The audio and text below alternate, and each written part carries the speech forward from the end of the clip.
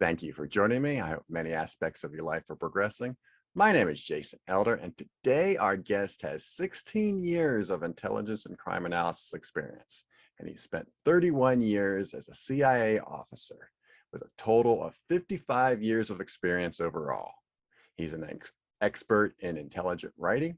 He's authored books such as Intelligence and Crime Technology, a glossary of terms and acronyms, and a handbook for crime and intelligence analysts. He teaches intelligence analysis for both the FBI and FinCEN. After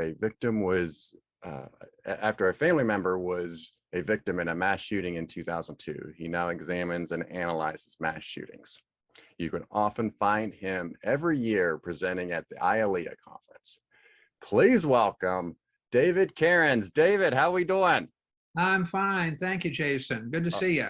It is good to hear from you and see you as well. So I am glad we're doing this. I quite an set of experiences that you have here. So I hope I did your intro justice. That's fine. That's fine. Oh, so yeah. So I'm afraid too much of me in an introduction would put everyone to sleep. Definitely don't want to do that. So let's see here. I think it was 2010 at the ATWJE conference in Nashville that we met, and I had the pleasure of sitting through your intelligence writing class. And for those that ever get an opportunity to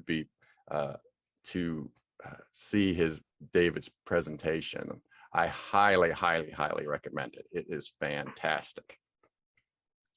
So here today, we're going to talk obviously about writing, and certainly we'll talk about your time at CIA, and we'll get into your law enforcement experience and tips for writing for the audience. So, but let's start from the beginning. How did you discover the law enforcement analysis profession?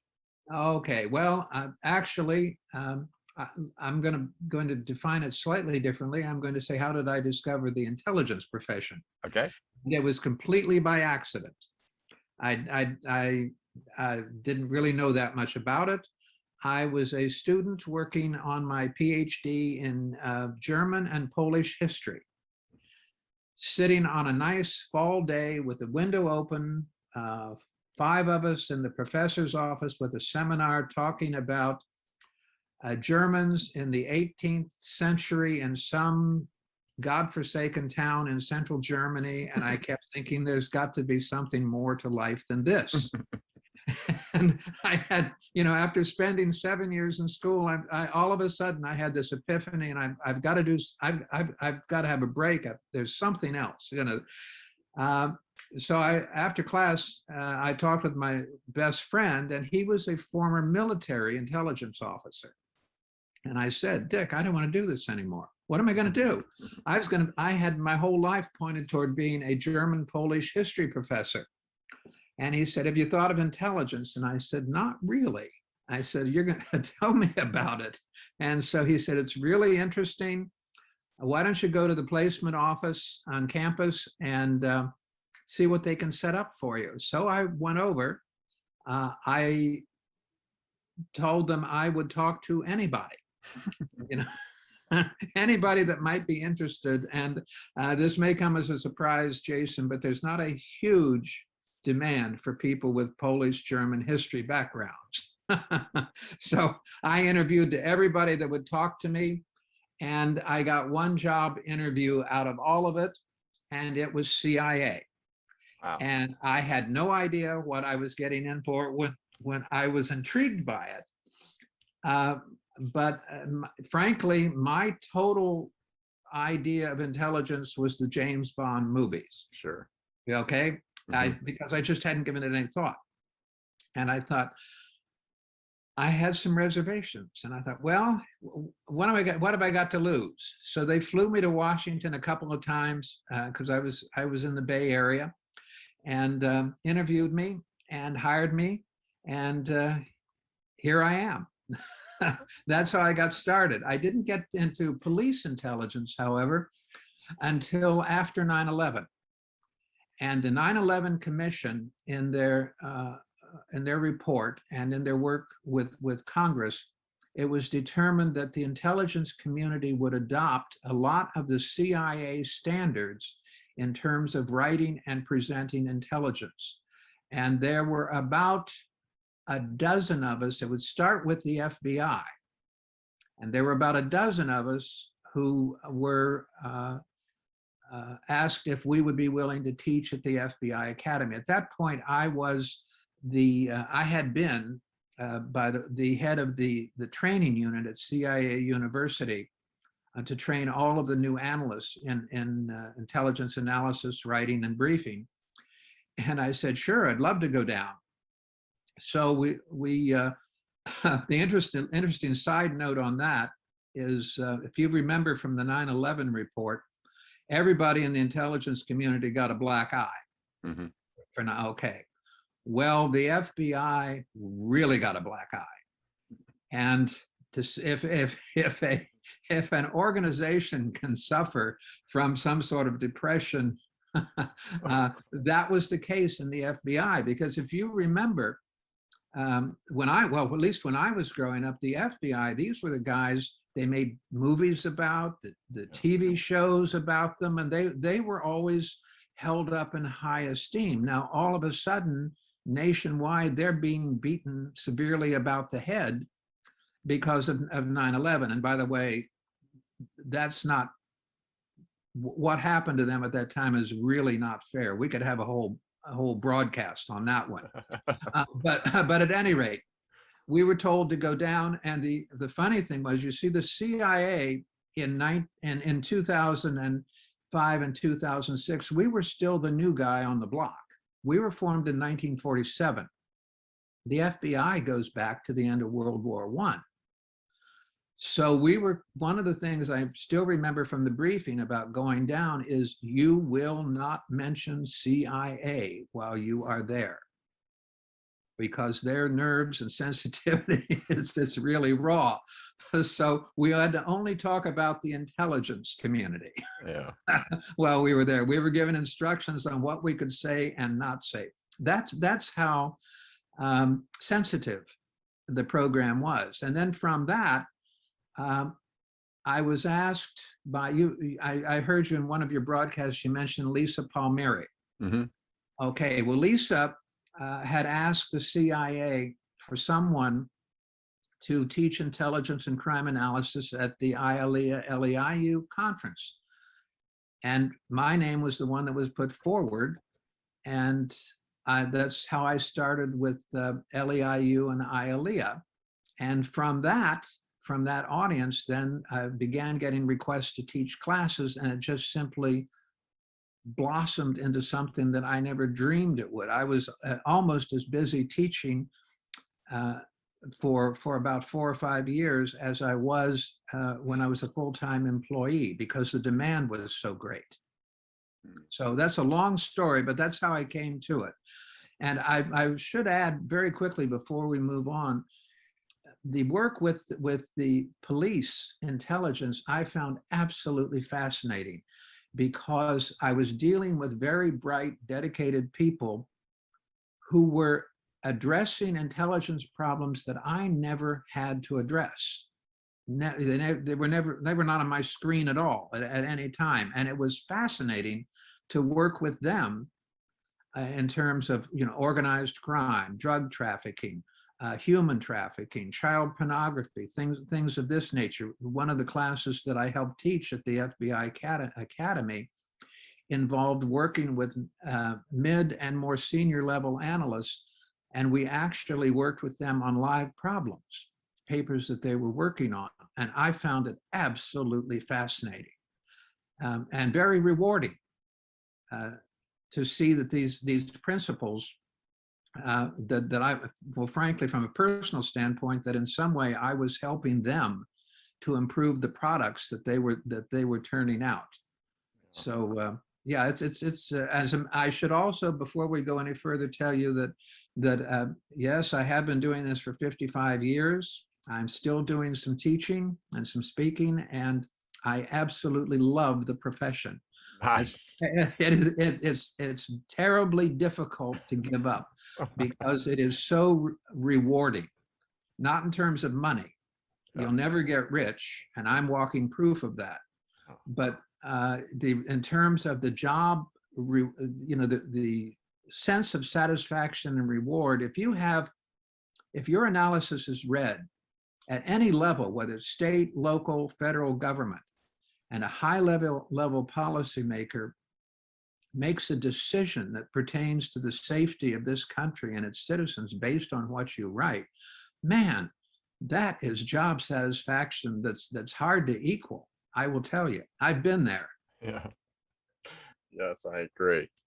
So I think it's interesting that you mentioned the FBI, mentioned the CIA, and they're just really two different siblings altogether, because Oh, the yes. FBI seems like they're always in a lot of cookie jars. They're out in front, they're in public, they're in a Yeah. lot of news stories. Whereas the CIA, I feel it's not news stories that they're in. It's like rumors that they are like doing secret experiments on people or Right, whatnot. I know. And then there's the NSA that basically, for the most part, it's been under the radar. I think, but the lone exception with the NSA is when there was a wiretapping stuff that went on back in I think 2008. But other than that, the NSA, most people don't even know about at all. So I find it funny that you have these three sibling agencies and they really behave very differently.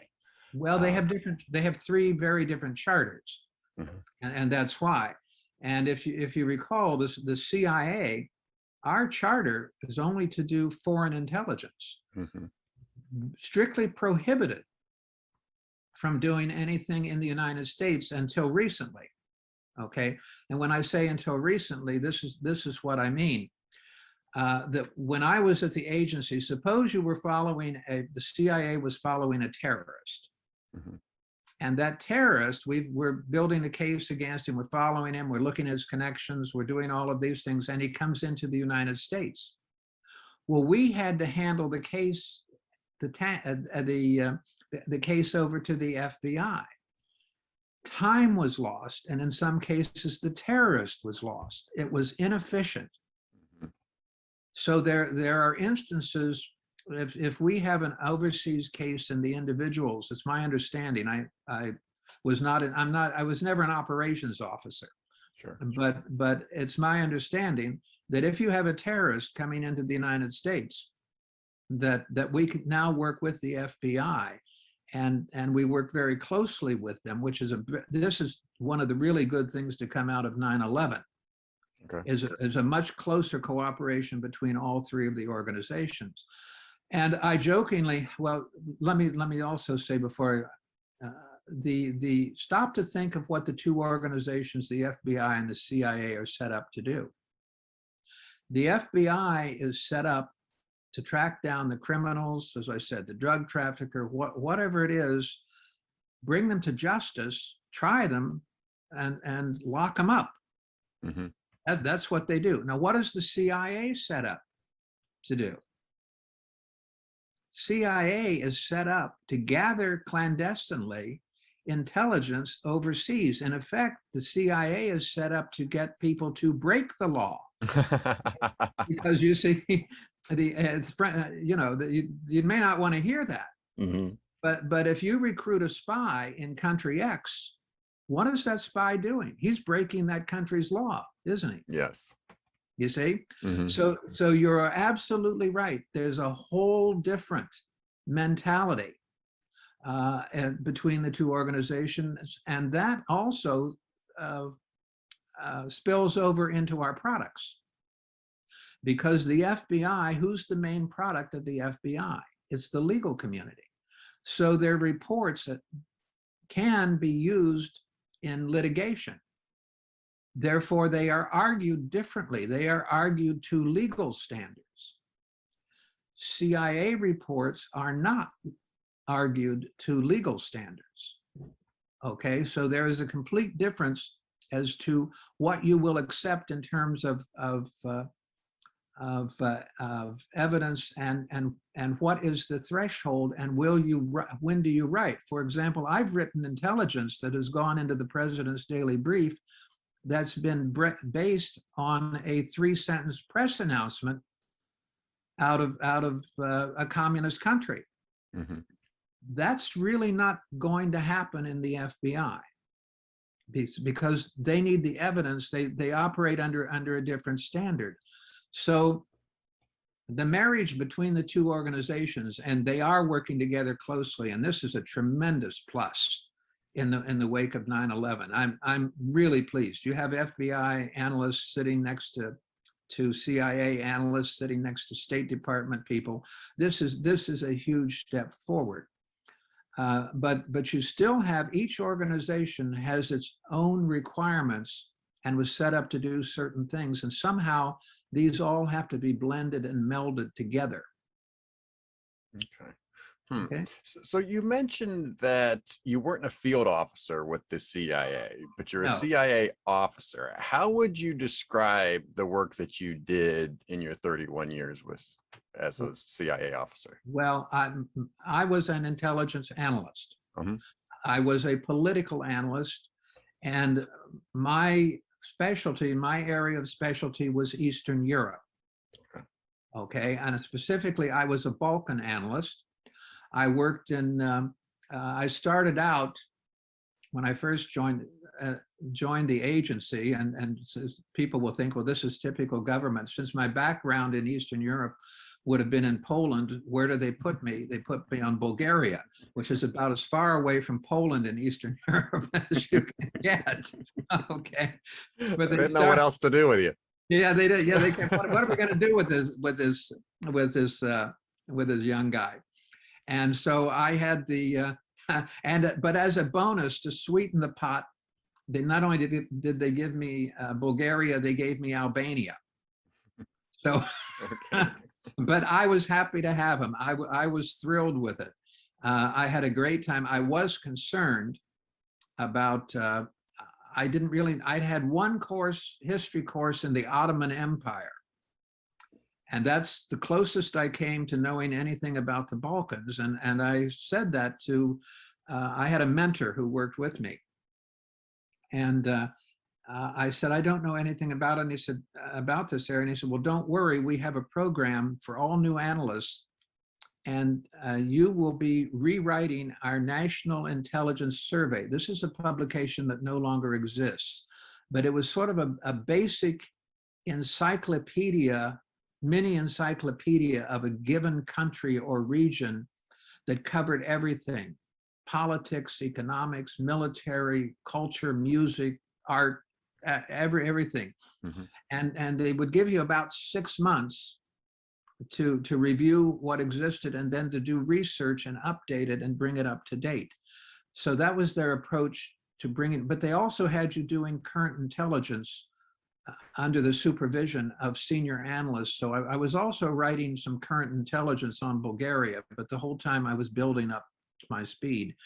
You might be interested in a little war story on this. Sure. All right.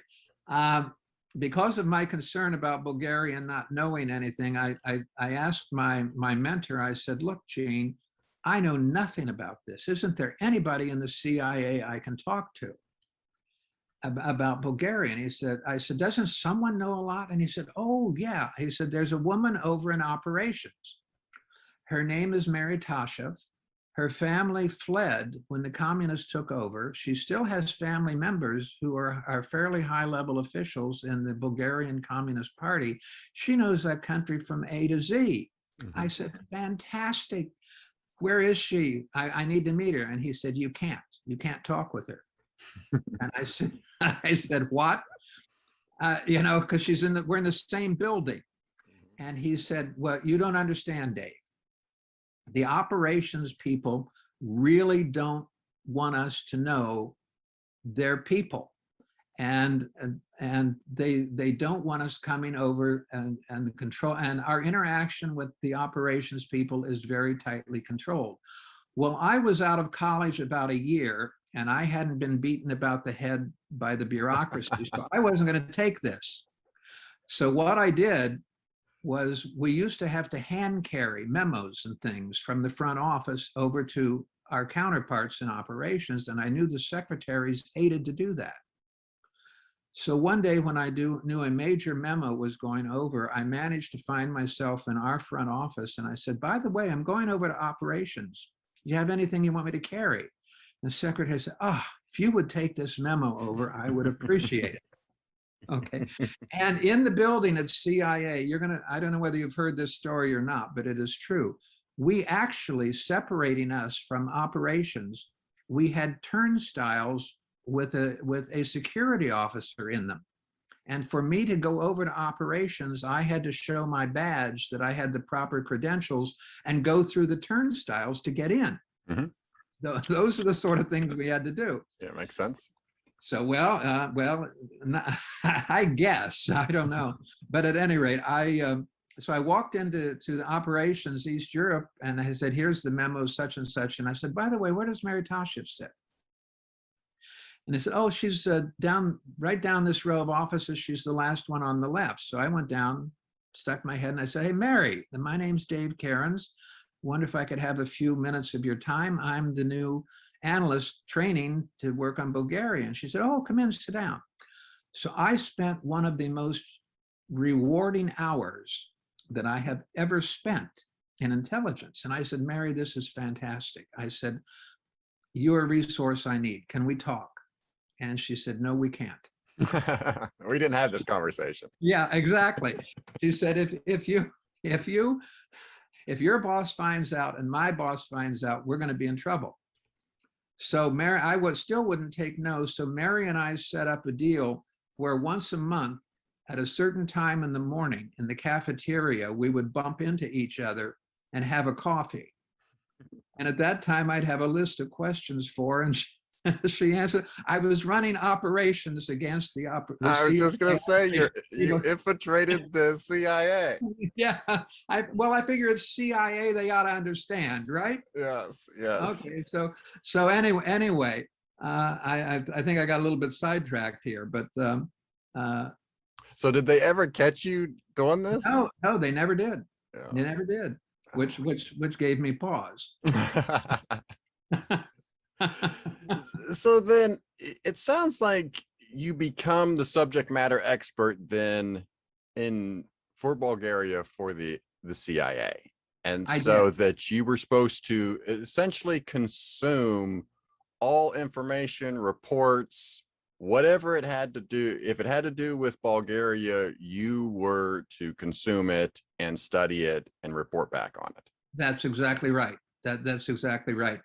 And what they have in CIA, and sometimes I've asked this question, particularly with other intelligence organizations, about the selection of analysts, and what I tell them, because I was very much, as I told you earlier, involved in the training of new analysts. Mm-hmm. We give our intelligence analysts 2 years to become what is known as a standalone analyst. Now, what does that mean? You have 2 years to become the subject matter expert on your country. You do not have to wait to be told to write something. You're following the traffic. You go to your management and you say, this has come in about Bulgaria or whatever it is, and I think it needs to be reported. And we have various levels of publications. Of course, the President's Daily Brief, down all the way to publications for fellow analysts. So you even say this, I believe we should propose a PDB note. A note is 4 sentences, it's a 1 paragraph on this. And you need to do that. And then the second thing is you need to be able to write it against the intelligence style of writing. And so if at the end of 2 years, you are really not on top of the programs of whatever it is that you're following substantively, or you cannot produce a draft, that it may need editing, but it's still a decent draft that adheres to the intelligence style of writing, the CIA will try and find you another position within the organization. Okay, so they're very strict on that. They also do something else, and they're not paying me for this, but I think is really good, and that is they take training extremely seriously. And to teach in the new intelligence analysts at CIA University, you must be a proven intelligence analyst, and they will give you the training skills to teach you how to organize a class and teach a class and those things. But you must be a successful intelligence analyst before they will put you in front of the incoming analysts. Okay. That is important. And it's important for this reason. I was asked in my career if I would be an operations officer, case officer. Would I like to do that? I mean, not be the officer, but train them. Mm-hmm. And I said, I would love to train them. But I said, this is the problem. Well, it's not, I can read the textbook and the course material, and I can understand it and I can present it. But the first time one of these operations officers asks me, this is my problem. When I was in the field and I was running an agent in Moscow, and this was my problem. How do you handle that? My answer is, I don't know, because I have never been an operations officer. Mm-hmm. And that's the same thing with the analysts. If you have an analyst standing in front of the class and you get one of these hardball questions, you are prepared to answer. This is how you handle it. Yeah. So then I guess, what do you feel is with the CIA, and what do you feel that are some key attributes that they look for when they're hiring their analyst? You know, well, first of all, because of the number of applicants, Mm-hmm. I had a friend who worked up on I mean, right up under the deputy director for a while. And one of his duties was reviewing the applications that come in. The CIA gets 10,000 applications a month to work for them. So they have to start somewhere. And I do not agree with this. And if you want, I can tell you why, but I do not agree with this, that for example, to be an analyst, you have to have a master's degree. Okay. So, and they just automatically, if you don't have a master's degree, it's my understanding that your application is put aside if you want to be an analyst. Mm-hmm. Okay. So they have some sort of artificial rules that they follow in terms of selecting. They're looking for people who have demonstrated an ability would be my impression, and demonstrated ability to do research and to pull fragmentary bits of evidence into some cohesive logical argument. And they do give the applicants a pretty strict writing test. Okay, they want to see how well they're able to formulate an argument. And there are a lot of very bright people who simply have a difficult time not forming a logical argument in speech, but they have a difficult time in putting it down on paper. I don't know why that is, but it is, yeah. Seems like two different skill sets. Yeah, it's two different skill sets. If you have a foreign language, that is great. If you have traveled overseas, that is great. And I found out after I was hired that one of the questions I was asked was absolutely vital, and I didn't know it. Mm-hmm. And that, even though I would not serve overseas as an operations officer, I was asked, are you willing to travel overseas or even live overseas? And I said, absolutely, that's one of my goals, which and I achieved it. I lived overseas twice. Yes. And I traveled extensively. I didn't know it, but they will turn people down based on everything else may be perfect in terms of, but if you're not flexible in terms of going overseas, when they need you overseas, they can't use you, and that makes sense. Mm-hmm. It makes sense. Yeah. So you've worked several decades with the CIA. So I'm interested in thinking back when you started, you're going through the 70s, Yeah. the data that you had access to, then the 80s, 90s, and even into the 2000s, that it seems like there should be way more data by the time you're ending your career in the 2000s, as opposed to what you were dealing with in the 70s. Oh, yes, absolutely. And if you want to know the truth, I look now at what intelligence analysts, the flood of information, and I'm so glad that I'm not having to do it. I thought it was terrible when I joined the agency. And again, if you'll allow me to just do Sure. a bit of a sidebar, but it's related to it. Do you know how information in the 1960s and 1970s was delivered to the analysts at CIA and probably in all of the intelligence organizations? This is the way it was done. Once an hour, a person up in the operations center. The operations center is the 24-hour sort of,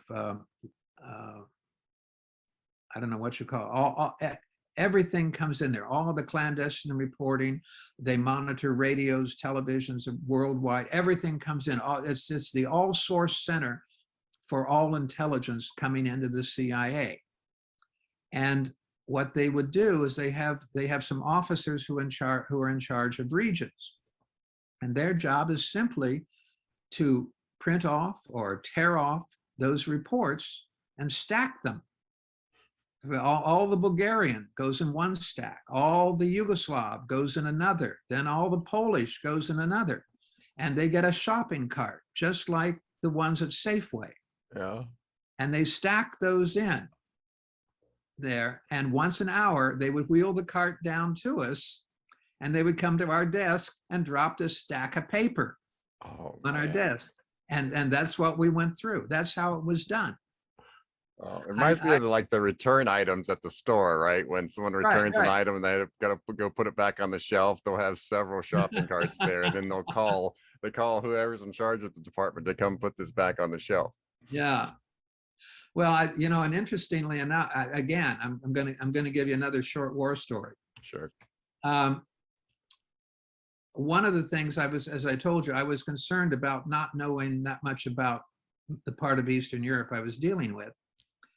And I joined in November of '66. I went into their 9-month training program in February of '67. I came out and went back on duty as a current intelligence officer in September of '67. And I was expressing my concern. And my mentor said to me, "Look, Dave, don't worry about it, because in the summer, in Eastern Europe, everybody goes on vacation. You're going to have 3 months where you can really catch up on everything and do all of that. That's great." Well, that was the summer of 1968. What happened in the summer of 1968? Oh, that's 9 years before me, so I don't know. Let me tell you. Ask your grandfather. It was the Soviet-led occupation of Czechoslovakia. Okay. And it began building in April. And so what happened as the summer progressed, the CIA set up a task force to follow on 24 hours a day, follow the developments in Czechoslovakia. Well, what did that mean? That meant that there were only 2 people left in all of the East European division to read the daytime traffic. One of the senior branch chiefs and the new guy on the block, me. Oh, man. So I'm sitting there with all those stacks. I don't just have Bulgaria. I've got everybody but Poland. Poland all went to the Polish task force. Yeah. I had everybody else: Hungary, Romania, Bulgaria, Albania. I had the Yugoslavia, the works. So you're making snap decisions. Well, I get this paper. I lift up, and there's a paper in it. It was a brown sheet of paper that looked like something that the butcher would wrap fish in. Okay, but it had all these hash marks and X's and dots and slashes and words on it, and it said GDR, German Democratic Republic. And I looked at it, and it said then it said communications. And then it just had the words stand down. And I had no idea what that meant. I knew I had never seen anything like it before. But keep in mind, this is like 1 or 2 in the afternoon, and my boss is on the phone. You can imagine he's fielding phone calls from Congress, from all over the place. And I don't want to interrupt him with stuff. So I set this sheet of paper aside, and it kept staring at me. And I said, you know, what is Frank going to do to me? Is he going to kick me out? Is he going to throw something at me? I'm going to go in. I want to show him this. Mm-hmm. So I took it in. I handed it to him. He stood up and said, holy shit. They're going in. It was military stand down and communications, the precursor to the occupation. The CIA went into immediate emergency mode, and I'm sitting at my desk going, thank you, God. Thank you. You know, so I mean, I'm the new guy, and I just did not know what I was doing. Yeah. So the only thing that I had, it was so odd and so unusual that given the crisis situation, I felt I had to draw it to his attention, and boy, am I glad I did. And now I'm sure that as a result, I think the CIA was the first to notify the White House that it looked like the Soviet and East German, and I forget who else went. I don't know whether Hungary went in or not, but anyway, it was that they were going in. But now today, of course, you've got tons of things coming in, you know, via the systems that they have set up, and I really don't know how people manage it all. Yeah, I'm right there with you, because I feel that you could spend your whole day just on social media. Yes. Facebook and Twitter, you could spend your whole day right there, let alone all the other reports and stuff that you're supposed to consume. You could spend your whole entire time on 2 platforms. And to me, it's just like a fire hydrant to the face that you're trying to consume all this stuff and make intelligence out of it. Well, I think, but I'm not sure. Well, I do know that they had it when I was there. The CIA, when I was there, had open source intelligence analysts. Mm-hmm. Now, keep in mind, that's long before social media and things like that. Yeah. But nevertheless, given the quantity, even when I was an analyst, and the amount of open source intelligence, they had analysts doing just that, just following the press and the TV and the radio on that. Yeah. And I was in communications with those people frequently. Yeah. All right. Well, I do want to kind of fast forward a little bit here, because I want to get to your time with IALEA, starting to teach, getting to the law enforcement side of things. And because I do want, you had mentioned it before, that you started to get into just different issues that you never thought that you would get into. You talked about, you know, drugs and child pornography, and just different ways, different issues that you thought you'd never thought you'd get into. So how, when you first get into this, I guess maybe a little bit compare and contrast what you experienced in the CIA with what you've experienced in law enforcement. Well, let me just say there's a couple of things, and it goes back to what I said earlier. The standards for going to print are very different. When I first started going to the FBI, I would be asking them, the FBI analysts, to make a judgment on 1 or 2 sources. And they said, no, we can't do that. We can't do that. And my answers to them was, but what is important here is the time sensitivity. If you wait to get more sources, it may be too late by then. So that was one thing that was a real eye-opener to me with the FBI. They were very much tied to the legal form of very detailed argumentation, okay, which is not what the CIA does. The CIA is much more like a very quick journalist approach, okay? Paragraphs, tell them what the argument is, and the feeling being that if a consumer wants all of that detail, they will ask, and they do. And that's when we come in with a more detailed argument.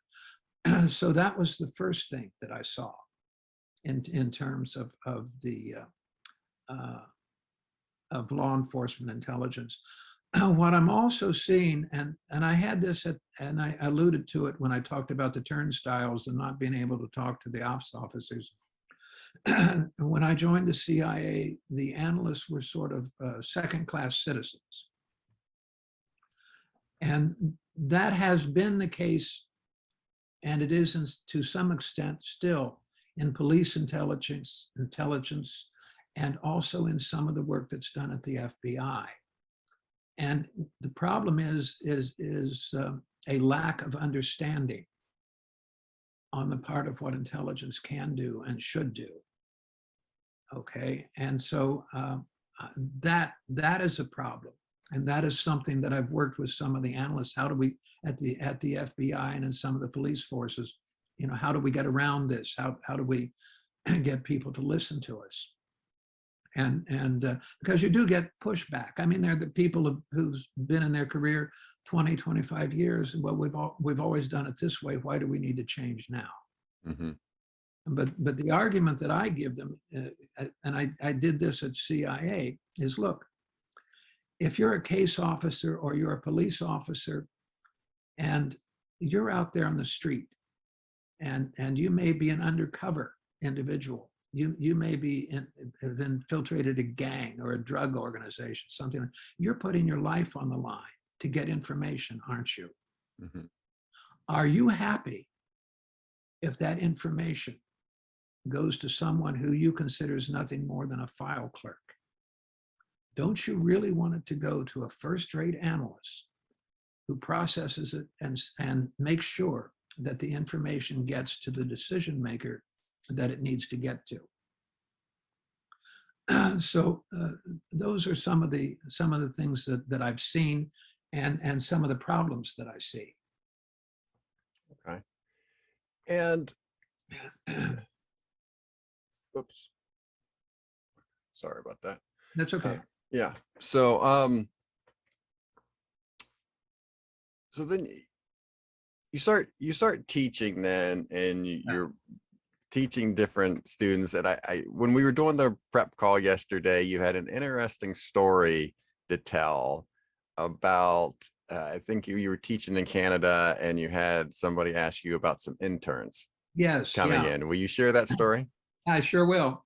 Well, it's my feeling that the young people coming into the profession are exactly what you need. They're bright, they're enthusiastic, they've not been beaten down by the bureaucracy. So when I teach, and when I was teaching at CIA, wherever I go, I tell them to value these young people, because they're looking at the problems that you've been looking at for a long time, but they're looking at them with a fresh eye. They may see something that you don't see. And I think I told you about at CIA something that I think that impressed me right from the outset, that I was told to call everybody by first name. And that includes the director of Central Intelligence Agency.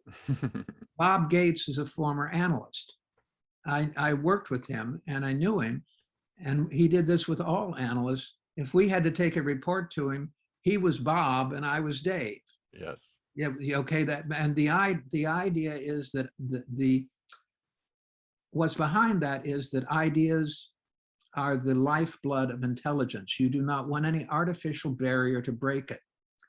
So I was in Canada teaching for the Royal Canadian Mounted Police, And the opening day, the sponsor of the course said, we have a couple of interns. Do you mind if we put them in the course? And I said, fine with me. I don't care who's in it. Mhm. And I made the point that young people, it's important as intelligence officers that you listen to the young people that are brought in, listen to their ideas, because they may be right and you may be wrong. Well, I think about on the second exercise, these two interns, without a doubt, turned in the best papers, the best analytic paragraphs that I got. So I couldn't help myself when I gave the feedback to the exercise. I said, this class just proved my point. I said, the two interns that you have in this class turned in the best paragraphs. They don't really have the experience, but they had the analytic ability. After they understood what the writing and analytic principles were, they applied them to the problem, and they turned in something absolutely excellent. And they were just interns, and they beat the analysts out at it. So I think that's the wisdom of listening to anyone, no matter at what stage or what point they are in their career, and making sure that everybody that comes to the table has a voice and is comfortable saying what's on their mind. Yeah. All right, let's get into some of the principles then, because I think it's a good exercise to explain why those two interns had better paragraphs. Okay. Really the hallmark of intelligence writing revolves around conceptualization. I don't care if you have one page bit of intelligence source or whether you have 20 different intelligence sources. After you have read it, and after you've thought about it and analyzed it, what is the one point, the one overriding significant intelligence point that the customer or reader needs to know? And in teaching intelligence writing, some of your listeners may have had intelligence writing courses. I refer to it as the what has happened, and the so what. What does it mean? And it's the so what that you're being paid for. Anybody can say there was an assassination attempt on the prime minister of X country this morning. The intelligence officer is the one that says, what does it mean? And that is extremely significant, and it is very, very difficult to do, because it runs against all of the training that most of us have had in academic writing, where you start out your paragraphs with the smallest bit of evidence, and you take the reader almost by the hand and walk them through until the last line of the last paragraph, you tell them what it means. Mm-hmm. Intelligence writing flips it. And for any of your listeners who are thinking about the profession of being an intelligence analyst, and writing frightens you off, don't be afraid, because intelligence writing really relies on the very basics of the English language.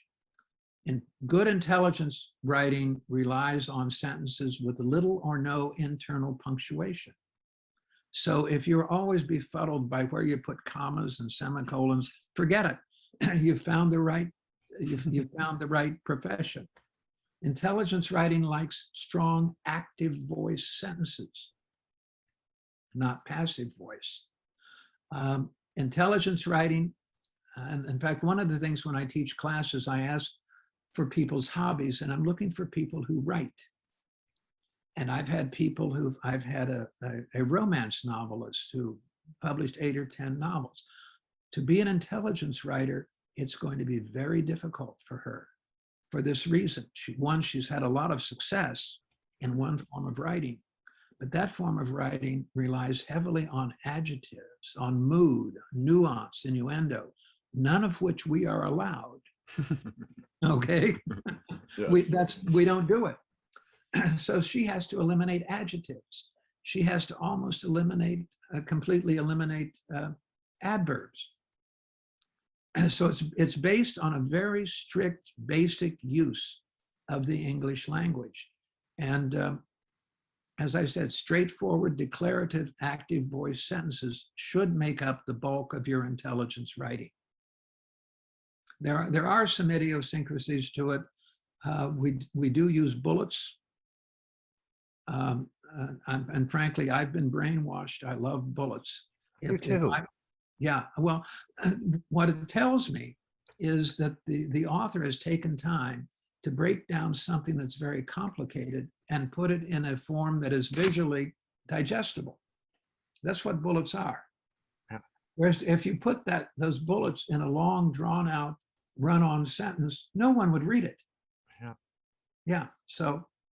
Yeah, I rather read something that has bullets in it than like 5 or 6 paragraphs. Well, the problem with bullets and where they're abused in intelligence writing, you must have that topic sentence with the what and so what to give the bullets context, because the bullets are then probably going to be the evidence supporting the assertion that you've made. So, their economy of words, cut down words. We all have a tendency to write way too much, and I think it's in part because of our academic training. I don't know how you were in college, but when I got an assignment, I thought, how can I make this paper weigh 20 pounds? Yeah, because there was always a minimum, right? You had to either do a 5-pager, or it had to be so many words, or right. Which, if you stop to think of it, is absolutely ridiculous. Because why would you, if you're the professor, the teacher, the instructor, or a supervisor, why do you want to have to read 20 pages when a skilled writer can present it in 1? Yes. Okay, yes. It does not make sense. Yeah. Okay, but nevertheless, the damage has been inflicted on all of us because that's the way we were trained. So I will tell you, I spent my whole career, and even to this day, I catch myself falling back on the old academic way of writing. And I will proof myself to make sure in all the writing that I do, in all of my books, and where possible, that I have the main point of what I want to say right up front, that I grab the reader with that. And that's in intelligence writing. Titles are always something that I found to be difficult. But titles are extremely important, because titles are what capture the reader's attention. So therefore, it is important to have I believe, a short title, no more than 4 or 5 words. And then that is your hook that pulls the reader in. Your topic, I'm sorry, the title is the contract with the reader. You deliver on the contract in the topic sentence. For example, I do an exercise based on a phony Middle Eastern country. And the name is Wango, W-A-N-G-O. And so I put the word Wango : assassination attempt on president. That's the title. That's gonna hook them. That's gonna catch them. Okay. So your topic sentence is: President Wadi was wounded today in an assassination attempt, but a coup does not appear to be in progress. That's your point. The government doesn't appear to be being overthrown. So those 2 things, your contract, which is the title, and your topic sentence, that's the hook that gets the reader to read what you've written. Yeah. Okay. And what I thought about when you were saying that is, there's a saying, don't bury the lead. Right. So you have the title. The first thing you need to say is what the lead story is. Don't leave it 3 or 4 paragraphs or sentences down the road. Talk about it now. Well, I thought I was going to ruin U.S.-Canadian relations because of that. I was at an IALEA conference, And someone from Canadian intelligence, a group from sat in my presentation afterwards, and they said, came up and really nice, and they said, can we buy you a cup of coffee? And I said, great, I'd love to. And they said, we brought a paper to the conference, and we wonder if you would look at it and give us your opinion.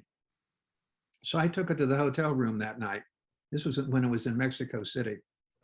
And my wife was with me, and I read the paper, and it was beautiful. It was glossy. I mean, finest paper, color photos, color. I mean, it was this thing cost a small fortune, but they buried the main point on the 4th or 5th page in the middle of the page. And so after I read it, I said to my wife, I said, what do I do? This is not intelligence. This is an academic paper. No one's going to, if this is going to the Prime Minister of Canada, he's not going to read it. So I said, I was debating, what do I say? So I went down the next morning. They wanted to meet me, and I took the paper with me, and they said, well, tell us what you want, what you thought. And I looked at him and I said, well, you want me to be honest, right? He said, yeah. And I said, this is a beautiful paper, but it's not intelligence. I said, verify this for me. The 3rd paragraph on page 4, 2nd line in the 3rd paragraph, that's your main point of the whole paper, isn't it? They said, yes, it is. I said, why have you put it there? Your Prime Minister's not going to read it. This is never going to be read. Nobody's going to look at it. I said, it needs to be completely restructured. Okay. And I thought, well, there we go, setting back. Well, what I didn't know was they were on a panel at IALEA. In fact, one of the men from Canada was, I think he was the chairman of that panel for discussion. So I thought, well, I'm going to return the favor. I'm just going to go listen to what they have to say. He stood up to talk about it, and he said, well, welcome, ladies and gentlemen. He said, one of the great things about coming to these IALEA conferences is the people that you meet and what you learned. And what we learned is that the paper that we brought is not intelligence. And then he went into it, and I'm sort of sinking down in the audience saying, please don't say my name. Yes. Please don't say my name. Did he say your name? Yeah, he did. Oh, man. And so I thought, well, I'm going to get blackballed from this. But actually, within 2 weeks after I got back from Mexico City, I had an invitation to come to Ottawa to teach Canadian intelligence. Oh, man. So look at that. It didn't close the door. It opened up a door. I guess I'm not sure. All right. That's interesting. All right.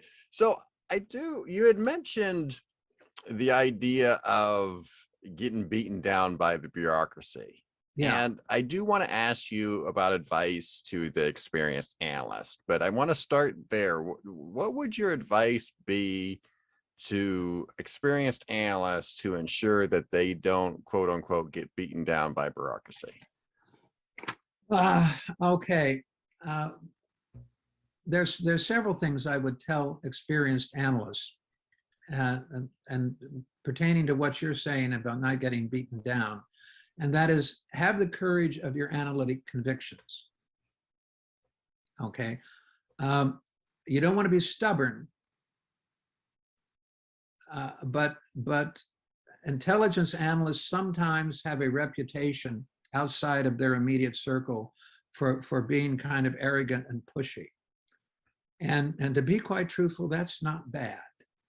You don't want them to be arrogant. You don't want them to be obnoxious. You don't want them to be stubborn, but you don't want goody two-shoes as your intelligence analyst. There's just too much at stake. Okay, so have the courage of your analytic convictions. Secondly, have the courage to admit that you are wrong. And that goes not only for analysts, that goes for managers and at all levels, everyone in intelligence and intelligence organizations. because intelligence, by definition, risk is not part of our business. Risk is our business. Intelligence is written on fragmentary evidence. It is humanly impossible to be right all the time in intelligence. You are going to be wrong periodically. And I was told this right up front when I came to CIA. And this is what I was told. If you are wrong in a judgment call that you make, and we get the evidence to show how you're wrong and why, we will change. We will correct the record. And if you can show how you came to that judgment, you don't have anything to worry about. Yeah. Because we are paying you to make the judgment. If an analyst at any level is looking over his or her shoulder with regard to his or her career, if I'm wrong, is this going to kill my career? Am I going to do that? That should not be the case. The analysts at all levels, beginning, mid-level, and senior, need to know that management is standing behind them. Because once the product is produced, it is the organization's product. Okay?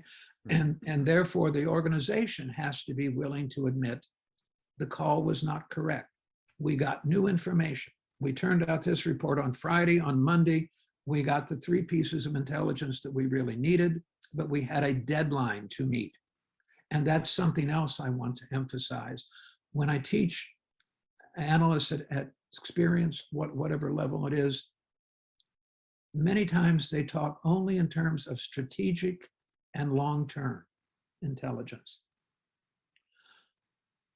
And they miss the whole point that you can either call it a third form of intelligence or something that cuts across those two, and that is current intelligence. Current intelligence is extremely important, and meeting deadlines. Deadlines are critical. You can write the best piece of intelligence, but if it arrives 10 minutes after the decision was made, it's of absolutely no use. So it's important. There's a horror story from CIA. I have another quick one for you. Sure. And I forget what area of the world the analyst, I think it was Latin America, had written a paper, a major, well, it was an important paper. It wasn't quite major because they didn't think it was imminent, but it was right before the Christmas holidays. They wanted to put out, the analyst wanted to put this paper out about the pending collapse of government X, whatever it was. And it was decided at the CIA that no, they weren't going to put it out because nobody would read it around the Christmas holidays. So they put it out the first week in January. The government collapsed between December and the 1st of January. Oh, man. Can you imagine that analyst beating his head against the wall or her head against the wall, Oh, boy. having it right? I mean, that's, you know, again, a deadline is a deadline. If a government is in danger of collapsing or falling or being overthrown, you don't wait because it's not the right time of the year. Yeah. You also don't let others do your thinking for you.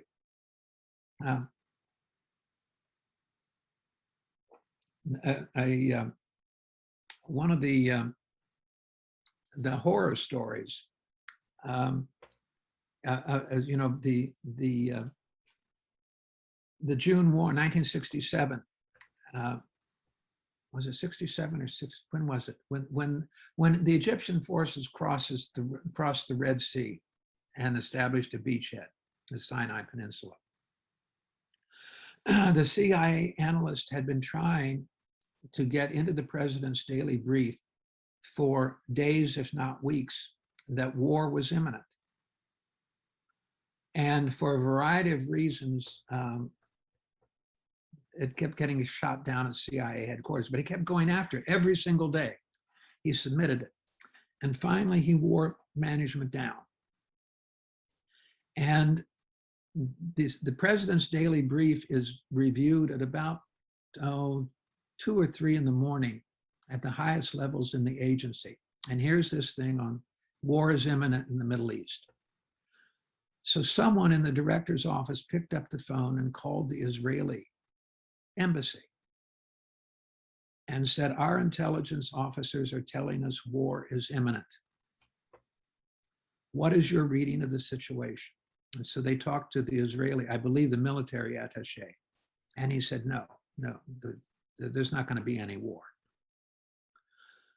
So in effect, the article that was published on the Middle East, on that part, on Egypt and the Sinai Peninsula, the next morning said there would be no war, just as the Egyptian forces were crossing the Red Sea and establishing a beachhead. So, you know, the United States, we think we have the very best intelligence organization, and frankly, I think we do. All of us, the work that's done wherever it is, it's outstanding. And yet, we pick up the phone and call a foreign country and ask their opinion. Okay. Yeah. I mean, it's so don't let others do it. Don't, if you can, try and prevent others from doing your thinking for you. Also, make sure if you are a mid-level to senior analyst that you take time to help bring the junior analysts along.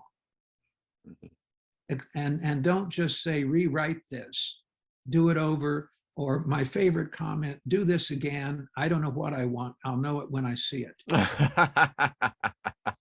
Okay. What you owe it to the junior analysts and to the profession to sit down with the junior analysts, if you're reviewing their papers, and tell them why you are changing it and the reasons behind it. So that is an extremely important role for mid-level, senior, and senior analysts, as well as management itself, to work with the younger people coming up.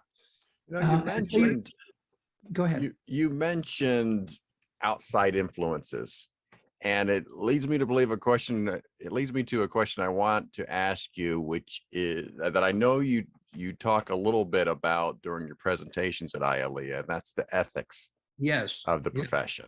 Yeah. So I just wanted to get your take and give you a moment to talk about the ethics and the influence of outside influences on intelligence work. Okay. Well, first of all, I start from the premise that every single consumer of intelligence has an agenda. Everyone is coming to intelligence to looking for something. And if it's politicians, and I don't care what people's politics are, whether you're Republican, Democrat, Tea Party, I don't care. They're all coming to look at intelligence to support whatever issue or policy they're promoting. And if it does, we are the best thing that's ever come down the pike. Now, if the intelligence shows that this policy is not worth the paper that it's written on, then they will go out and actually try to sabotage us. Even to, I've known of cases where ambassadors were so upset with papers that they called the director of CIA to complain about an intelligence report. Okay, they will bend over backwards to do this. Or another one of my favorite comments is, your report shows that our beloved president's policies are not worth anything. Yes, it does. Okay, you're right. And our beloved president needs to know it. Now, what he does or she does with it is up to that person. Yeah. Okay, but one of the things that the best thing that an intelligence analyst can do, an intelligence organization, is to tell the consumer what the consumer does not want to hear. Now, worse, however, is when the pressure comes from inside the intelligence organization, and that exists to one extent or another, I believe, in every intelligence organization. As you know, you've heard me. I won't bore you with it again, but I was actually told to lie Yeah. something. Mhm. And I was told to lie about something that really didn't make that much difference. There were no lives at stake. But the argument that I was told was this. By that time, I was the Yugoslav analyst, and I wrote a paper saying that the post-Tito government in Yugoslavia would survive as long as the Soviet and Union and Warsaw Pact existed. This was in 1983. And of course, I'm very proud of that paper because when the Soviet Union imploded and the Warsaw Pact went away, Yugoslavia broke into its constituent republics. So the paper was, no one remembers it but me, but it was right. But this is what he told me. If you say that this country, that Yugoslavia is going to hold together and it doesn't, and there's civil war in the next few weeks or months, that's bad for your career and it's bad for mine. But if you will write a paper saying there's a danger of civil war and bloodshed and it doesn't happen, no one will remember that. And that's good for your career and it's good for mine. And that's when I got up and walked out of the office. All analysts at some point or another are going to be told to cook the books, if not out and out lie. And when I headed the training program at CIA, I made sure that we spent a whole day on the ethics of the profession, because every analyst has to make up his or her mind what they're going to do. And what I would tell the junior analysts, I say, look, there's really not a whole heck of a lot you can do, because you do not, as a young officer, you do not have the credibility yet to fight the bureaucracy. But once you become a mid to senior level analyst, you have a reputation. You're successful. And you can stop a lot of that. But I would caution you, and this is only you can make up your mind, no good deed goes unpunished. Yes. So you will probably pay a price for it. But and only you can make up your mind. And I do this practically every place I talk or teach. And when I'm giving talks in front of a large audience, invariably, and it happened at this last IALEA conference. After my presentation, someone comes up and says, let me tell you what happened to me. Okay? Yes. So this is very much, the ethics are extremely important, and ethics need to be part of the basic training of all intelligence analysts. And I don't mean ethics in terms of theory. I mean ethics in terms of what happens actually on the job with real experiences, rather than some of the more academic theoretical approaches. I'm not trying to knock it. It's just that if you can bring it home to them, this is what people have done before, and this is where they've stood up, it resonates, whereas theory often does not resonate.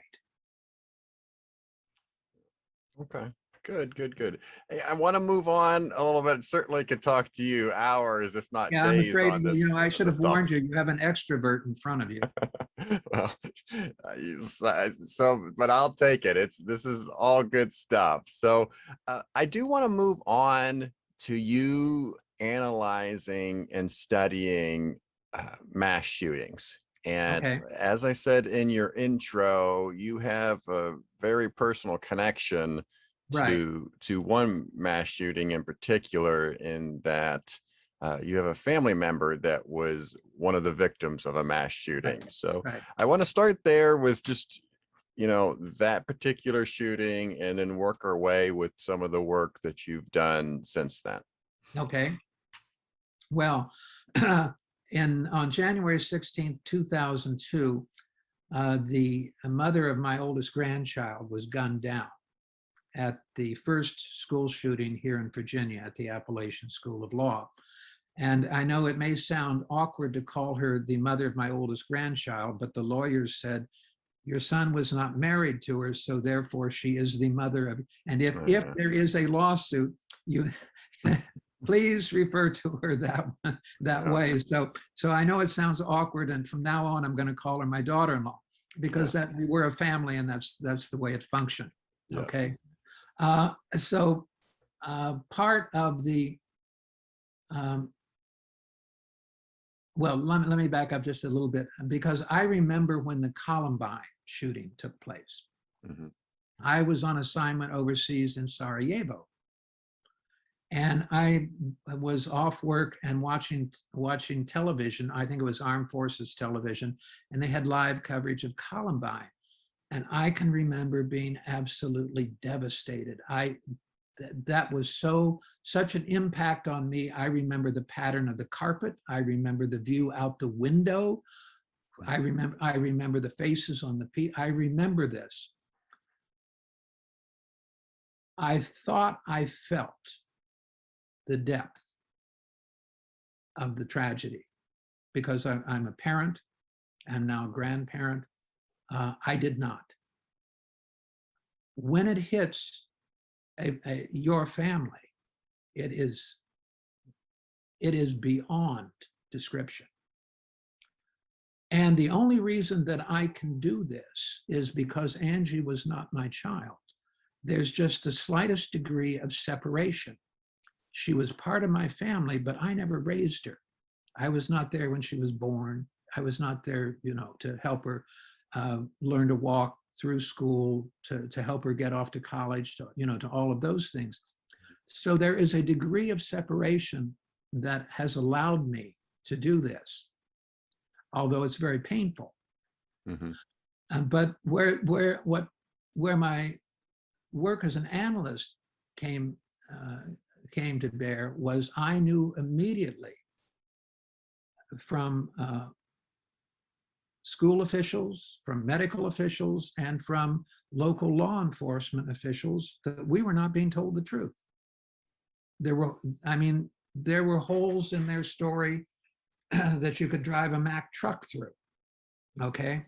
Mhm. And so I set out and to analyze. I wrote the first book on that. It's a matter of fact, it's coming out either late this month or next month in its third edition. My publisher has a new editor. She read the book and she said she thinks this book needs to be updated, which I've done. New epilogue, new chapter, and it's coming out in late July or early August, and it's called The Murder of Angela Dales. And by the way, all proceeds go to charity. Mhm. I don't take any money for any of my writing or any of my work on behalf of the victims of mass shootings. So from there, when Virginia Tech occurred, I read a large article in the Washington Post, and they cited a family, the Samaha family, who lost their daughter. I called the reporter and introduced myself, and I said, look, I have a file cabinet worth of research on the first mass shooting here at a school, and the Virginia Tech families are welcome to it, but I don't want to try and call them directly.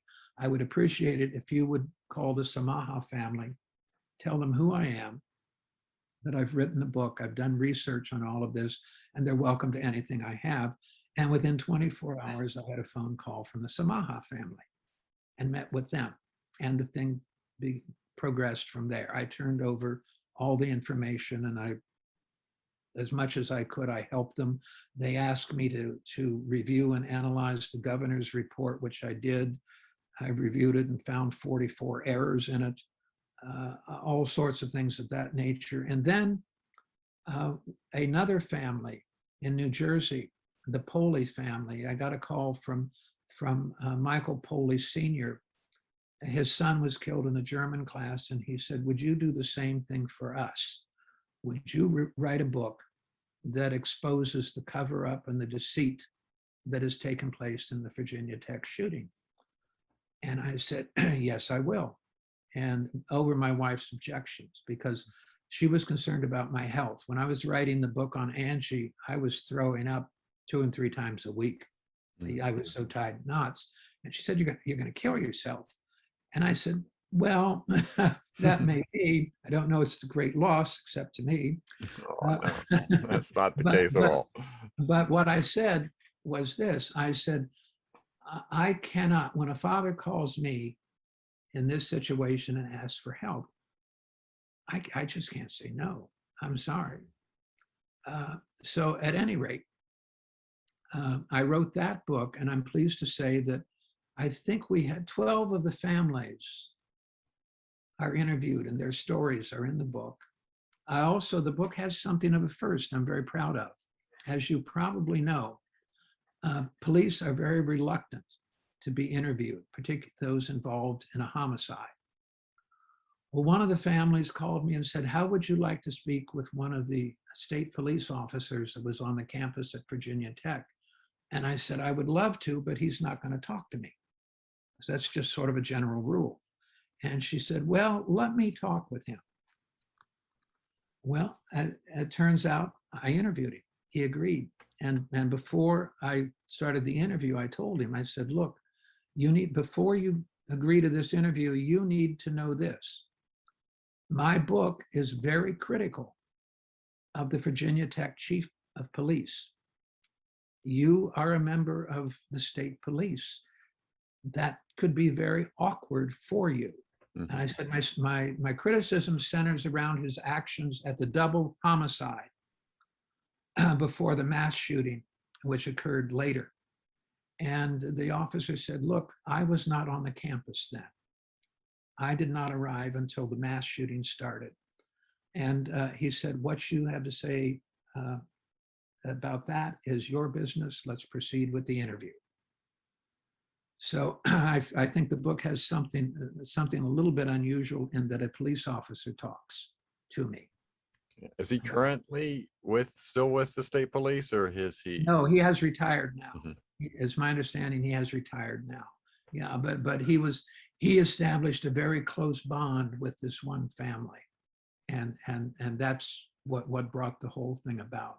And he had what we sometimes forget, that the police officers who go in are victims as well for what they see. And he told me some stuff that I just can't repeat. I just can't do it. Can't talk about it. So, and did you say that book is about to be published as well? No, that one is out. It's called Virginia Tech. Make sure it doesn't get out. That book is out. Okay. Okay. I don't know. At some point, I have a feeling the publisher is going to say, let's update it. What more we can do. But all of that led when the Virginia Beach mass shooting occurred on May 31, 2019. And I got a call. I'm a member of, as you mentioned, I've written a number of books, and I'm a member of Hampton Roads Writers, which is based in the Norfolk, Virginia Beach area. And I got a call from the head of that organization and said, we have a writer who was a city employee in the building where the mass shooting took place. He's suffering from severe PTSD. He wants to know if there's any writer in the organization who has dealt with mass shootings that would talk with him. Would you be willing to talk with him? And of course, the answer is yes. So I talked with him. It turns out we have very different views on how you prevent this. His answer is to arm everybody. That is not my answer at all. Very different answer, as a matter of fact. But we get along beautifully. He wants to write a book, and I looked at some of his chapters and some things of that nature. And then we drifted apart, and all of a sudden I got an email from someone else. And this was a man by the name of Jason Nixon, whose wife was gunned down that day. And he has 3 daughters, and the youngest one was 1.5 years when his wife was killed. And he has 3 little girls, and he wanted my help. And so I said, Jason, I'm happy to help you any way I can. Let me send you my books. I've written 3 books on mass shootings. Let me send them to you, and let me send you my resume. Well, he got my resume, which is the same one I sent you, with one addition. And that addition is, unbeknownst to me, he went to Delegate Fowler in the state legislature here in Virginia, which was forming a commission to investigate the shooting. And he went to Delegate Fowler and said, I want this man on the commission. And so she nominated me, Yeah. and Governor Northam appointed me. So I am currently serving on the commission to investigate the Virginia Beach mass shooting. Yeah. And have you met yet for the first time as a Oh, yes, commission? yeah, Jason, this is another podcast coming here. Okay. Okay, but let me just briefly say, the commission was actually formed 2 years ago. Okay. It's made up of 21 members. The commission mandate expired on June 31 of this year. It has been extended for 2 years. Now, we didn't hold our first meeting until a year ago in June because they had problems getting people to join the commission. One of the problems is the size of the commission. The commissions for Virginia Tech and for Columbine were 10 and 8 people respectively. Under Robert's Rules of Orders, you have to have 50% to have a quorum to hold a meeting. We have 21. We had to have 11 people from all over the state of Virginia. We would go out for prolonged periods of time and not hold any meetings. Plus, I don't want to ascribe motives to some people, but let me just say that I think there may be, and apologies to the people if I'm wrong, there may be people who are very interested in having it on their resume that they're on the commission. Okay? Yeah. And that is a problem. Now the new governor has renewed us, but he's upped the membership to 22. Boy. So I don't know where we're going. And I haven't heard a word. I don't know when we're going to meet. 7 people who were on the commission have said they do not want to be on it any longer. So they're having to fill 7 positions plus add 1, which is going to take time. They did not give the commission subpoena power. So there is nothing in any way, shape, or form to, how can I say, to get people to come to talk to us. So we have all sorts of problems, which I have documented at great length in my frustrations. That the commission was ill-conceived from the outset. It had the misfortune of being formed just as COVID-19 hit, which was part of the reason why we went for a year without any meetings. But I think, for lack of a better word, there are some people on the commission who are not enthusiastic about our task. Okay. I'm not going to, at this point in time, I will not go any further than that. Okay.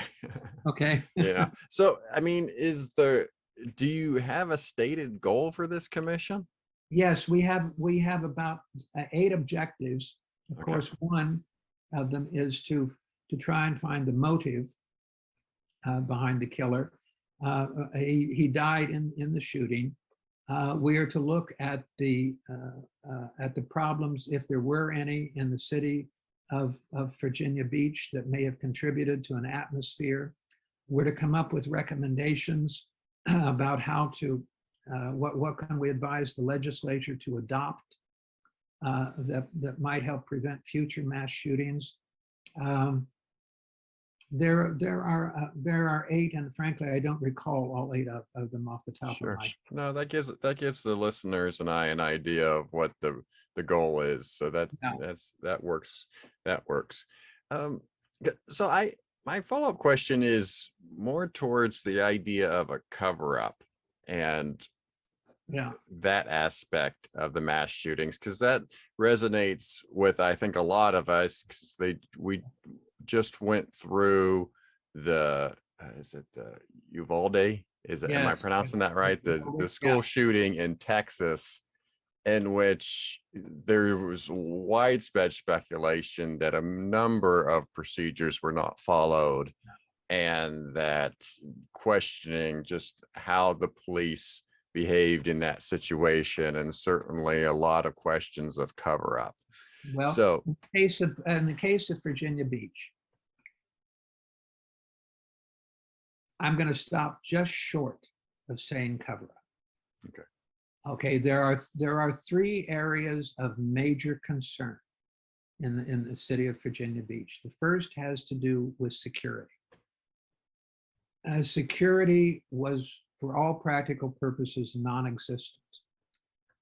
The city of Virginia Beach has a campus of government buildings, and they're all built in sort of the colonial Williamsburg, it's a beautiful setting. 4 stories tall. Imagine this, Jason. Each floor of the building had its own rules and regulations for security, different locks, different procedures for getting in. So when the police arrived, it was 20 to 25 minutes before they could actually get the key or the key card to get into where the killer was carrying out his rampage. So, there was not a case in the case of Virginia Beach that the police did anything wrong. Mm-hmm. If there is a culprit, and I'm ready to drop the if, it's the city of Virginia Beach. We found out from some of the interviews that the city government would allocate money for security and then decide after the budget had been passed to take that money and use it elsewhere. Okay. Some of the people in the building said, we never had any security drills. We never had any active shooter drills. We didn't know where to go. We didn't know what to do. We didn't. Now, my argument is in 2019, when that occurred, Virginia had already had 2 mass shootings. Mass shootings, unfortunately, are almost a common way of life in this country.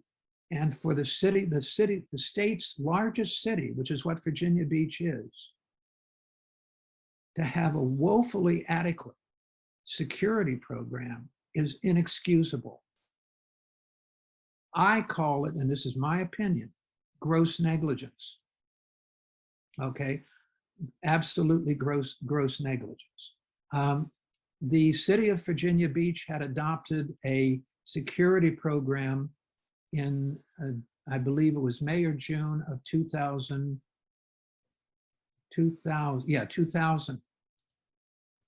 I have read that program. Even by the standards of the year 2000, it is terrible. Okay, they never updated it. They never reviewed it. Never turned any, so there you've got one issue, and that's not the police. Mm-hmm. And you can imagine those police officers who are armed and ready to go in, and they can't get into where the shooting is taking. You can imagine what they live with because of that. Okay, the second is HR. And I think this was for budgetary reasons. The city of Virginia Beach adopted a program they call HR liaisons. Okay, so that meant in all the working units. And where most of the massacre took place was in the public utilities floor of building number 2, and most of the people were in engineering. They were engineers. Okay, well, that meant that you were an engineer in public works. And oh, by the way, in your spare time, you were to take care of all HR matters. Furthermore, we're not going to give you any training. Okay? Jeez, yeah. Okay.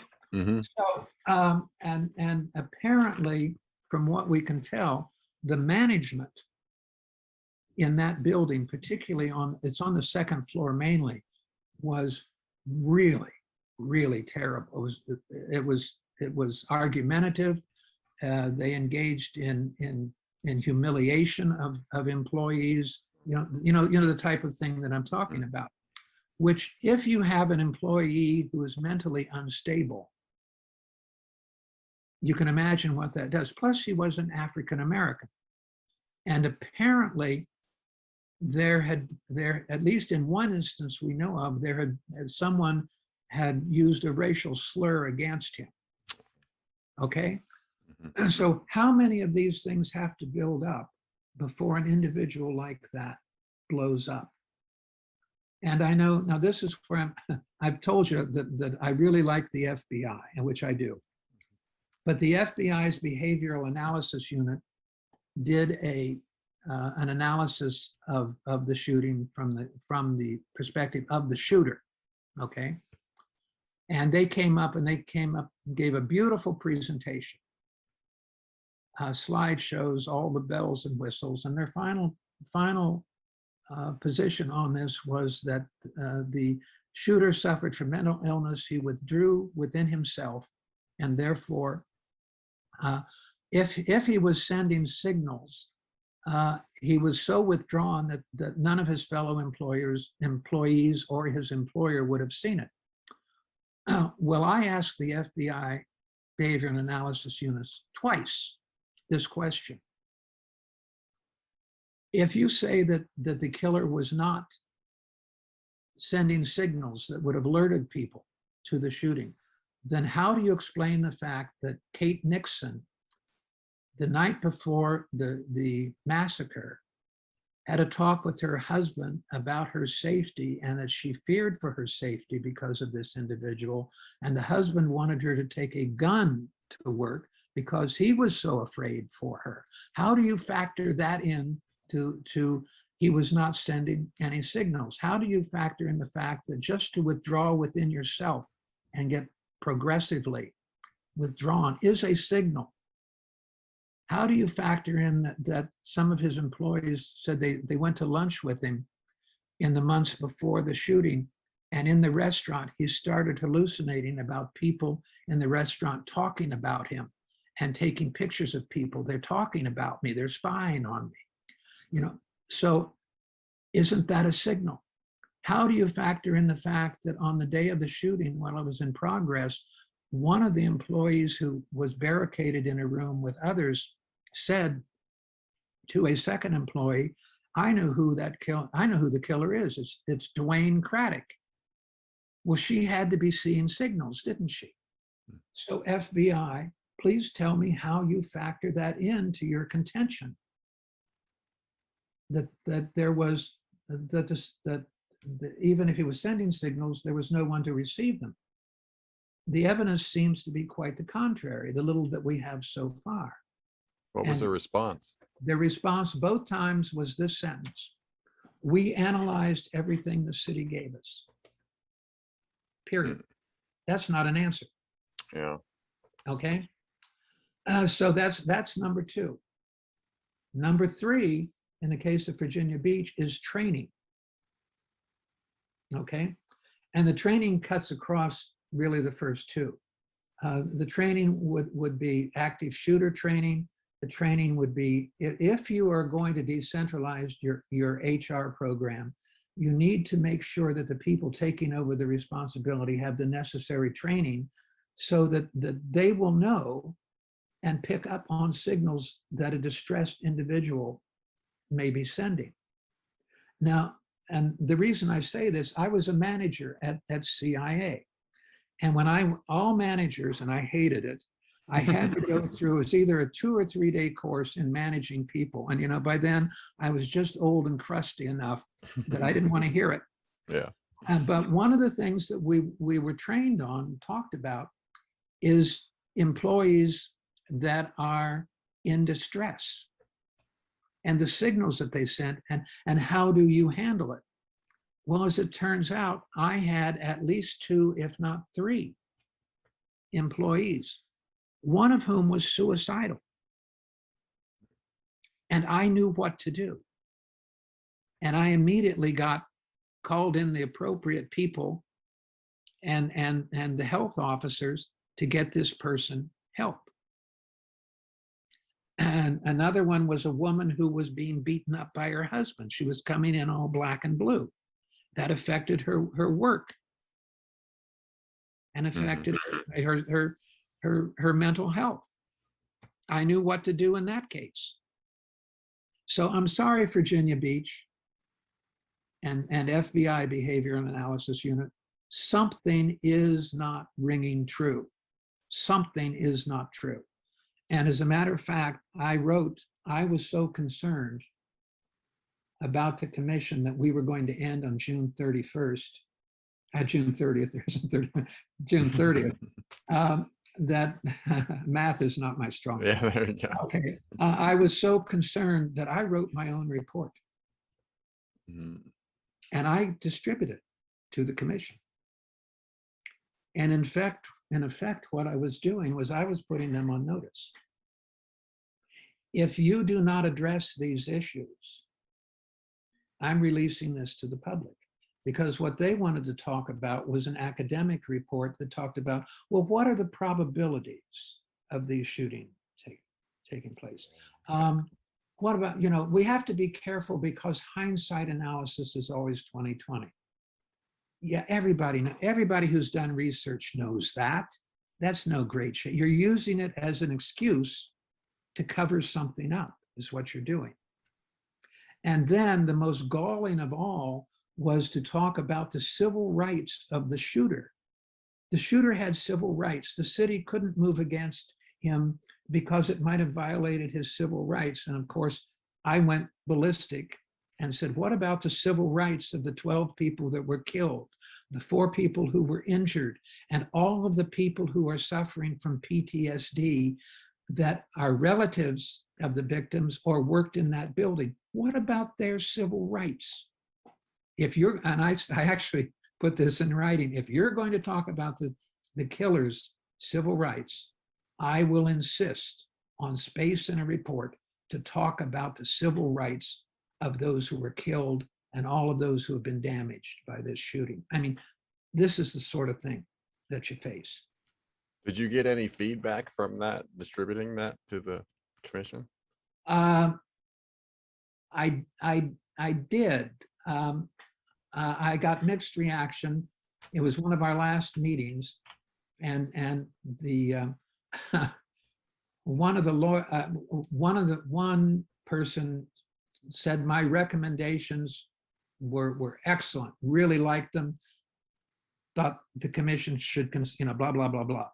But that, I think, was just warming me up for their strike, because then one of the lawyers, I made a comment about the legal profession, and I made a comment about the Virginia Supreme Court and the fact that in the case of Virginia Tech, the Virginia Supreme Court, once the school was held liable for charges, the state appealed it to the Virginia Supreme Court, and they threw the jury verdict out, and the 2 families got nothing. They got no compensation for the death of their daughters.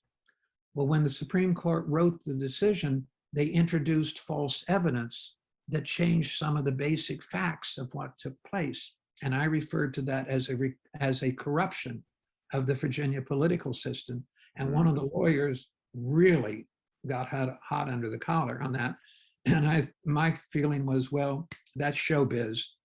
I mean, I didn't say this to him, but if he ever hits me again with, I'm going to say, well, it's my understanding that it is against the law in any court proceeding to introduce false evidence. And I have proven that I consulted 5 lawyers before I wrote this book, and they said, yes, you're right, but don't quote me by name.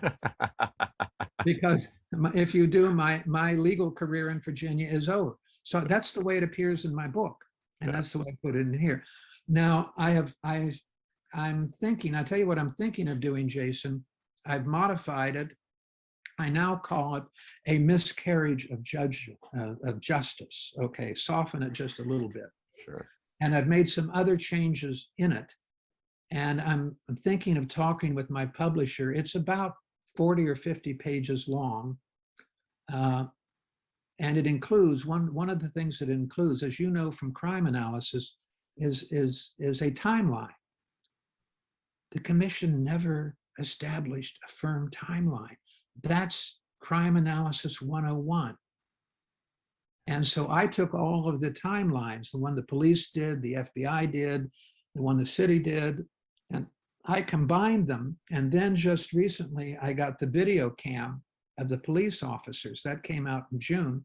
And I used theirs to fill in some of the timeline. And that's where, excuse me, I was able to pinpoint that it was 20 to 25 minutes once the police got on site before they could get into where the killer was carrying on his. But anyway, part of that is a very lengthy timeline that I have produced, which factors in all of these times. The commission should have done that right from the outset. That's where you start. You start with a timeline in crime analysis, don't you? I mean, Yes, isn't that basic? the step-by-step facts of Yes. the case. Yeah. Yes, yeah, that, and you see, we never did that. So what I'm thinking of doing is, and I have the most wonderful publisher who stands behind me with all of this stuff. You know, she's just terrific.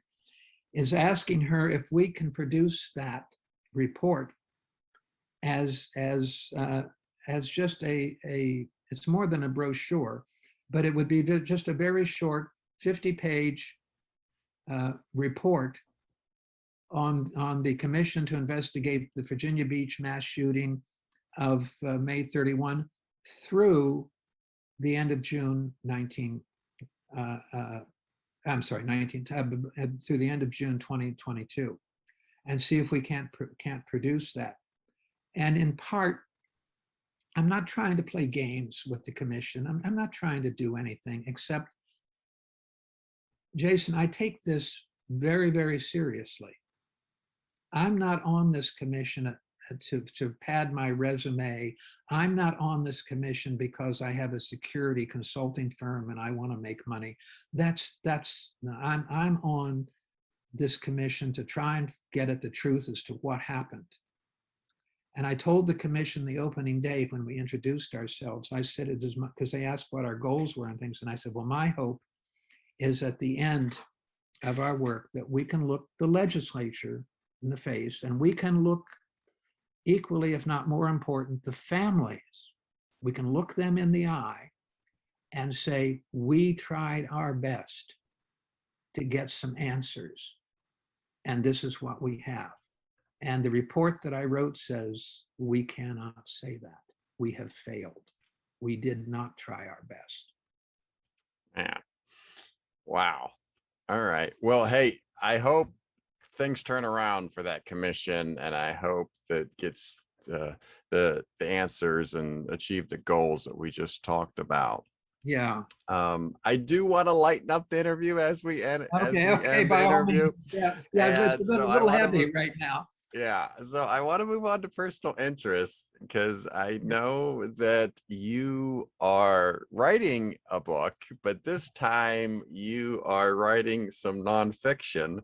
And it's just obviously it's a different way of writing. And you talked about the woman who would have difficulty going from writing a novel to writing an intelligence. And now you're kind of doing the exact opposite, where you spent your career in intelligence and now you're trying to write nonfiction for a book. So I just wanted to talk about the project and talk about your struggles with writing this book. I'll tell you what, it's actually the book I was referring to is now out, and it's creative nonfiction. Although I do have the ideas. I have a piece of fiction I really want to write, and I have a file on my laptop where when I have time, I'm working on it. Yeah. But I have 3 or 4 writing projects I'm working on. Yeah. But let me just tell you that breaking away from the the nonfiction intelligence writing that I have done, and breaking ground going into creative nonfiction has been painful. You know, if you spend over 30 years of your life and you can't use an adjective, and now all of a sudden I've written the first volume of my memoir, and I'm talking, I want to create emotion. And in intelligence writing, one of the objectives is the writer should never see the author. When writing a memoir, it's all about the author. Yeah. You see, so to say that it's painful, and I read it and it took a long time to do because I kept reading it and I thought, this sounds like mush. It's terrible, you know. And I probably lost a lot of friends by having them look at a chapter Yeah. and say, please tell me what is wrong with this. Yeah, because it just doesn't sound right. Oh, yeah. Well, did Yeah, you? so it's very difficult to go from one form of writing. The greater your degree of success in any form of writing, I think the more difficult it is to go into other forms. Yeah. Because they're based on completely different principles. Yeah. I picture that you wrote a mystery and then in the first sentence said who the killer is. Yeah, that's probably what I would do. That's exactly right. So much for the mystery. Well, I had the book that's coming out on Angie's, when the first volume of it came out, a number of people read it, including an acquaintance of mine who was a script writer and actually had some scripts at these, a script anyway, reviewed or presented or something at the Sundance Film Festival. Well, he read it and he said, Dave, you've got to write a script for this. This would be great. And I said, I have no idea. You know, just the thought, because if you're writing a script, you're having to imagine the scene, the setting, the stage, or the background in the movie. And that with the words creates the whole picture. And also you have the way the actor delivers the lines, the expressions on the actor's face. All of these things have to come together. I don't know how you do it. Yeah. Because mine is a very simplistic, pedestrian form of writing. It's very difficult in that you have to take complex ideas and put them in a very compressed form and not lose any of the complexity of it. But to go into something where you're having to create, you know, creativity and mood and all, I mean, yeah, I'm going to try and do it someday. As a matter of fact, my wife bought me a book on script writing. I won't tell you how long ago she bought it, but I'm thinking that I may try and take a course in it and see if I can't write a script.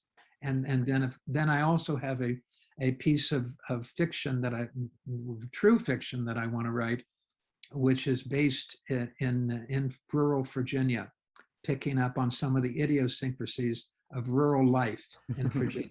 There you go.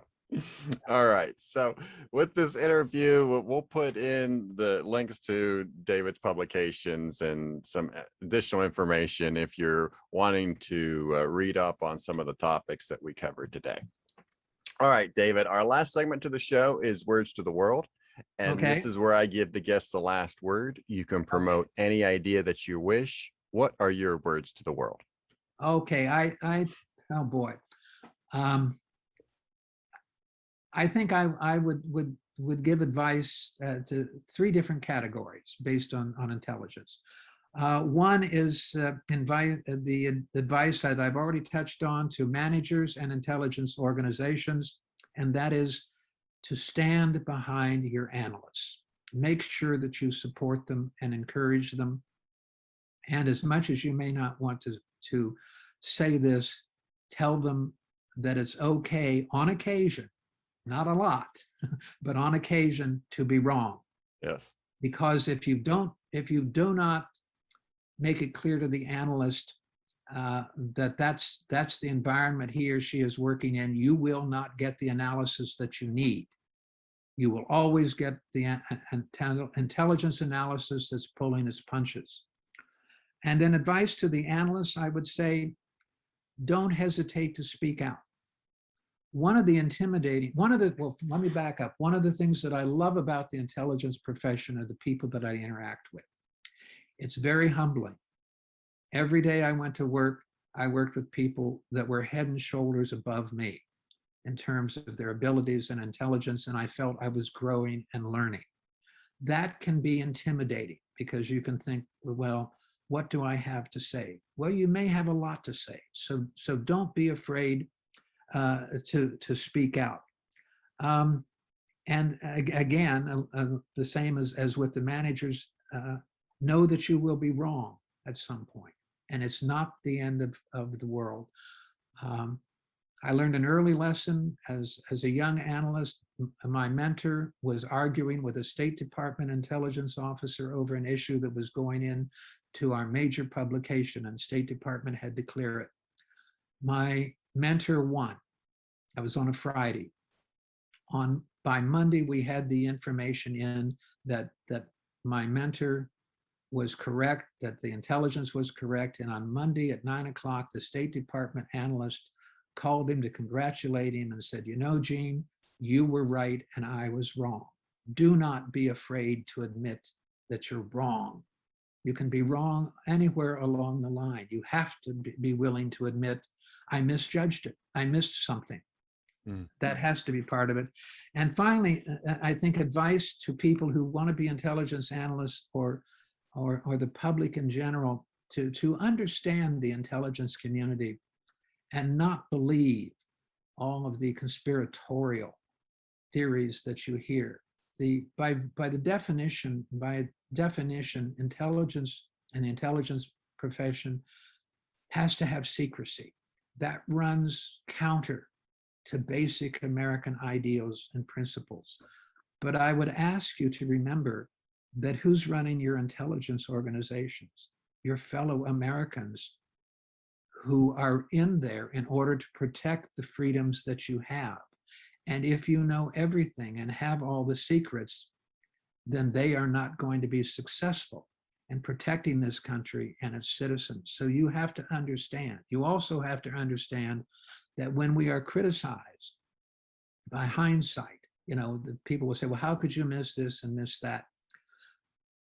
You have to put yourself in the position of when the decision was being made to make the judgment. What was the analyst looking at? What were the possible alternatives? And so the analyst picked the wrong one. The evidence the analyst thought was something else, and discarded a possible alternative. That's just simply human nature, and it is going to happen. I run an exercise, particularly when I teach my classes to non-intelligence people. I give them a page and a half on terrorism in Morocco, and then I give them 6 intelligence sentences, a what and a so what. Each one can be argued. One of them's incorrect. Read it and tell me which one is the correct one. If you were an analyst, these are the 6 possibilities that you might be looking at. And boy, is that an eye-opener. Very rarely does anyone in the audience pick the correct one of what really happened. Okay, and I say, now do you see why it is not totally fair to use this reverse connect the dots to blame the intelligence community or intelligence analysts for missing it, because you don't know what they were looking at the time they made the choices they made. So those are the things I would pass on. Very good. Well, I leave every guest with, you've given me just enough to talk bad about you later. Great. But I do appreciate you being join the chorus to do that, Jason. But I do appreciate you being on the show, David. Thank you so much, and you be safe. Okay, thank you.